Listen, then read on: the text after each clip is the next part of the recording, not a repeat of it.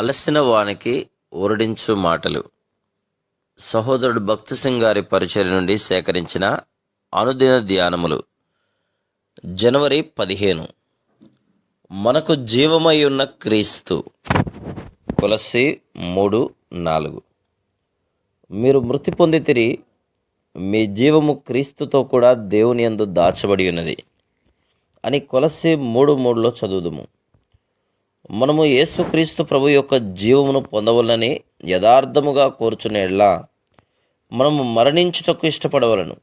ఎందుకనగా మన పాత జీవితమునకు, చెడిపోయిన స్వభావమునకు మరణించితేనే తప్ప ఆ జీవము మనలోనికి ఎంతమాత్రమును రాదు.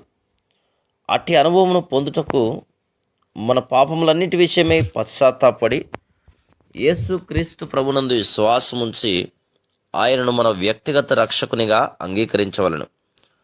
చాలామంది యేసు ప్రభునందు విశ్వాసముంచుచున్నామని చెప్పుదురు కానీ నిజముగా ఆయనందు విశ్వాసముంచి ఆయనను ఎరుగుట అనగా ఏమో ఎరుగని వారుగా ఉన్నారు. వారు నేను యేసుక్రీస్తు ప్రభువును నా రక్షకునిగా నమ్ముచున్నాను అను మాటలు వల్లించుదురు.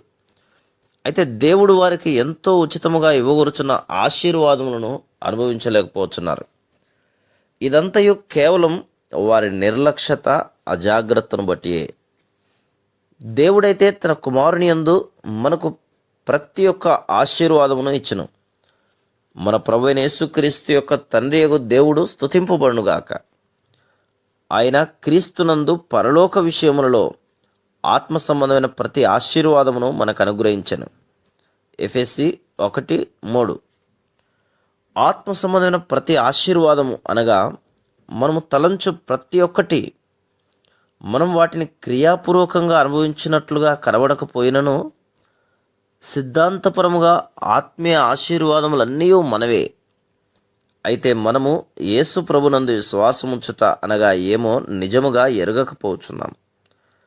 మనం దేవుని వాక్యమును చదువుటయందు మరియు దాని అర్థమును గ్రహించుటకు ధ్యానించుటయందు చాలినంత సమయమును గడుపుటలేదు.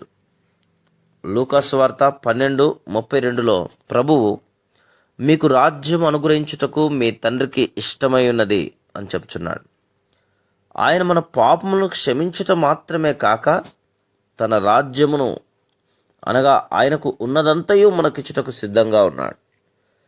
వాటిని అనుభవించుటకు గాను మనము ఈ ఆశీర్వాదములను ఎరగవలసి ఉన్నది. మనం దేవుని వాక్యమును ధ్యానించి లోతుగా తరచి చూచుటకు దానిని ప్రార్థనాపూర్వకంగా మన మోకాళ్ళపై చదవవలను. Praise the lord.